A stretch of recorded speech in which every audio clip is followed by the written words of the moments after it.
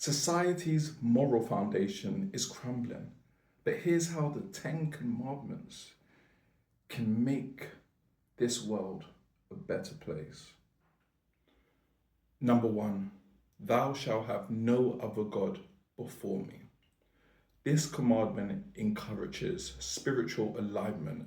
It encourages the God consciousness, which allows us to respect each other.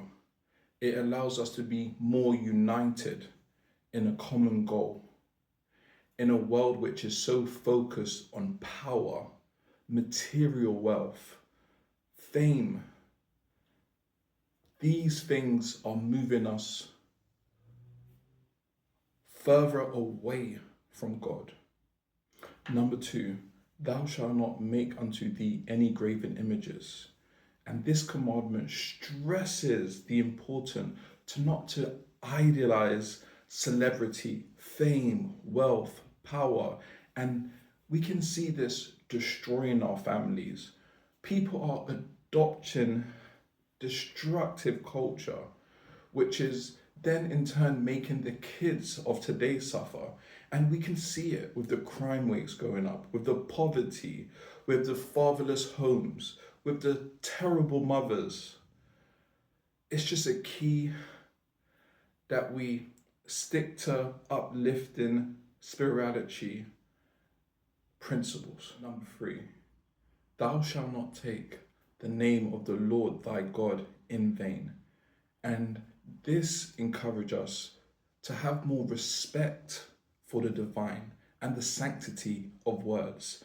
In today's world, we swear, we use foul language, and if we were more mindful with our words, speak positive, speak goodness, this world would be in a better place. Number four, remember the Sabbath day to keep it holy. This commandment encourages us to remember to take a break. Remember to rest and do some self-reflection. I know we all can't rest on a Sabbath day because I know some people work and they have other commitments, but it just expresses and emphasizes us just to take a break, connect back to God, reflect. Because in today's fast-paced society, a lot of people are stressed, a lot of people are being overworked, and a lot of people are suffering burnouts. So just remember to take a day for yourself, recharge, focus on your health, focus on your connection with yourself, your family, and most of all, God. Number five, honor thy father and thy mother. And this commandment reinforces the importance of honoring and respecting your parents and also your elders. We live in a society where families are fragmented. A lot of homes are broken, but this allows us to build a more everlasting, respectful, compassionate bond, and which allows us to pass down wisdom, values, and to help us raise a more responsible, caring generation. Number six, thou shalt not kill.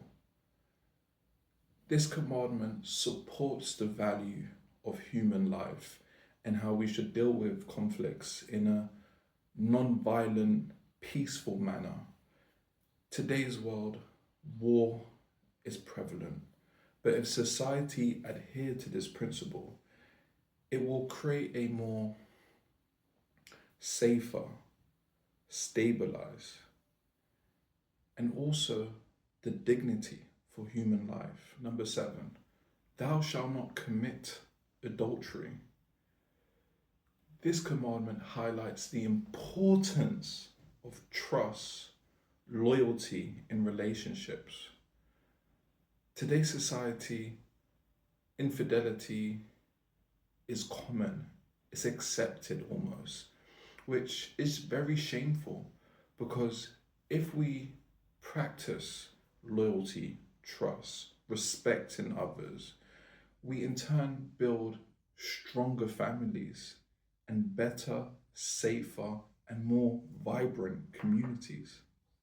Number 8, thou shalt not steal.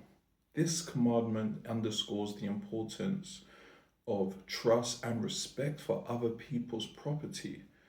In a world which somewhat normalizes greed and corruption, if individuals were to follow this principle, it will promote fairness, reduced crime rates, and a share of all economics, which will make the world a way better place.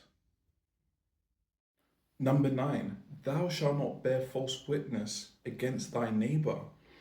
And this commandment encourages honesty and integrity in a world where people are quick to lie, promote fake news, misinformation, assassinate people's character for their own benefits. If individuals follow this rule, there'll be more trust and justice in this crumbling society.